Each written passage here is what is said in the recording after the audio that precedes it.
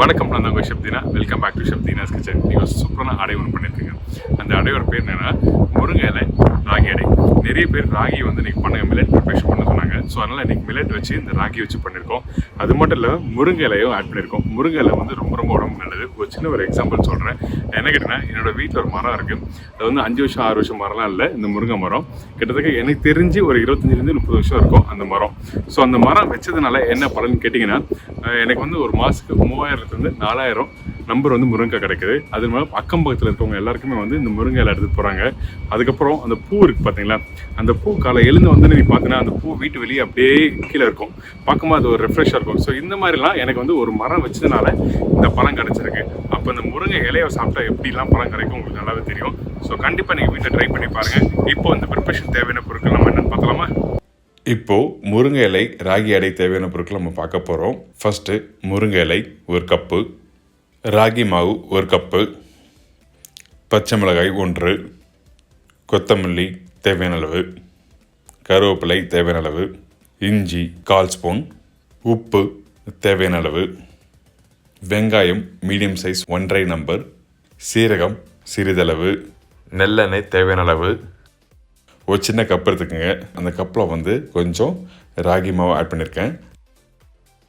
அதுக்கப்புறம் இந்த பச்சை மிளகாய் பொடிசாக கட் பண்ண அந்த பச்சை மிளகாய் இதில் ஆட் பண்ணியிருக்கோம். இதுக்கப்புறம் இஞ்சி, சீரகம், வறுத்து வச்சுருக்க சீரகத்தை நான் இதில் ஆட் பண்ணியிருக்கேன்.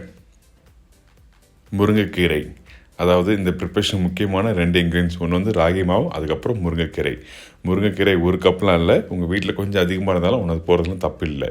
இதுக்கப்புறம் பொடிசாக கட் பண்ணி வச்சுருக்கேன். இந்த வெங்காயம் ஆட் பண்ணியிருக்கேன். சில பேர் என்ன பண்ணுவாங்கன்னா, இது எல்லாத்தையும் வந்து லைட்டாக கொஞ்சம் காஞ்ச மிளகாய் போட்டு லைட்டாக வதக்கிட்டு இந்த மாவில் மிக்ஸ் பண்ணுவாங்க. அப்படியும் பண்ணலாம். இது மாதிரி ஃப்ரெஷ்ஷாக கட் பண்ணி இதில் ஆட் பண்ணி பண்ணலாம். ஸோ 2 விதமாக இருக்குது. நான் ஃப்ரெஷ்ஷாக போட்டு நான் இதில் பண்ணுறோம். கொஞ்சம் கருவேப்பிலை, உப்பு தேவையான அளவு. இப்போது 1/2 கிளாஸ் தண்ணி ஆட் பண்ணியிருக்கோம். இதுக்கு பிறகு நம்ம என்ன பண்ணோன்னா, இந்த மாவு எல்லாத்தையும் நல்லா மிக்ஸ் பண்ணுங்கள். அதாவது நம்ம பச்சை மிளகாய், இஞ்சி, முருங்கைக்கீரை எல்லாத்தையும் போட்டு மிக்ஸ் பண்ணும்போது கொஞ்சம் ஃபஸ்ட்டு மிக்ஸ் பண்ண கொஞ்சம் லைட்டாக அழுத்தி மாவு மிக்ஸ் பண்ணுங்கள். ஏன்னா அந்த இஞ்சி அந்த பச்சை மிளகாவோட காரம்லாம் நல்லா மிக்ஸ் ஆகும். அப்படி பண்ணும்போது அந்த காரம் மிக்ஸ் ஆகும்போது உங்களுக்கு சாப்பிடும்போது அந்த காரம் அளவு தெரியும். வீட்டில் குழந்தைங்க இருந்தாங்கன்னா அந்த பச்சை மிளகா அளவு கம்மி பண்ணிக்கலாம். ஸோ நான் சொன்ன மாதிரி 2 விதமாக இருக்குது. இப்போது மிக்சர் ரெடி ஆகிடுச்சு. இப்போ என்ன பண்ண போகிறோன்னா, திருப்பி கொஞ்சம் லைட்டாக கொத்தமல்லி ஆட் பண்ணிவிட்டு நல்லா மிக்ஸ் பண்ணிவிடுங்க.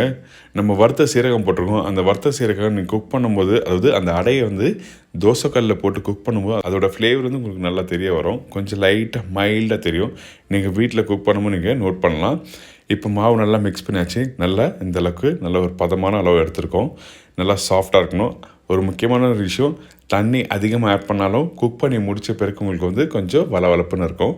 அதே டைமில் தண்ணி கம்மியாக இருந்தாலும் குக் பண்ணி முடித்த பிறகு ஹார்டாகும்.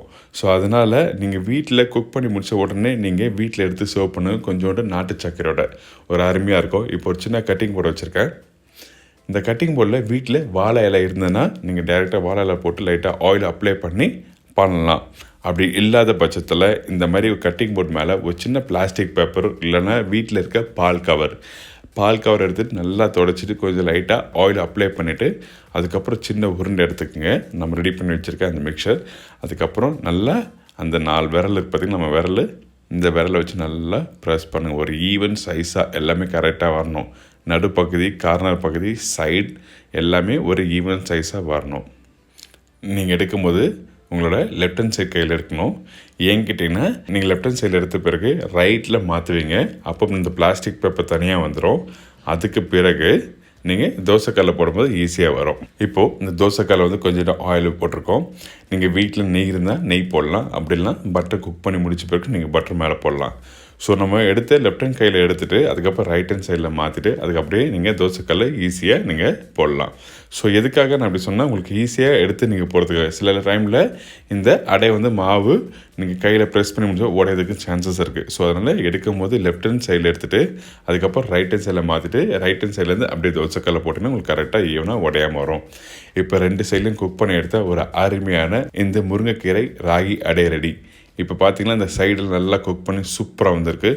நீங்கள் வீட்டில் ட்ரை பண்ணி பாருங்கள். இதோட கொஞ்சம் லைட்டாக நாட்டு சக்கரை வச்சு நீங்கள் சர்வ் பண்ணினா ஒரு ஃபென்டாஸ்டிக்கான முருங்கைக்கீரை ராகி அடை ரெடி. இந்த முருங்கை இலை ராகி அடை எப்படி பண்ணுறது உங்களுக்கு எல்லாம் தெரிஞ்சிருக்கும். கண்டிப்பாக வீட்டில் ட்ரை பண்ணி பாருங்கள். ட்ரை பண்ணி பார்த்துட்டு அதோட கமெண்ட்ஸ் கொடுங்க. இதே மாதிரி நாளைக்கு ஒரு சுவையான சூப்பர் டிஷ்ஷஸ் சந்திக்கிறேன். அதுவரை உங்கள் இடமிருந்து விரைப்பது உங்கள் Shabdina. See you, bye bye, take care.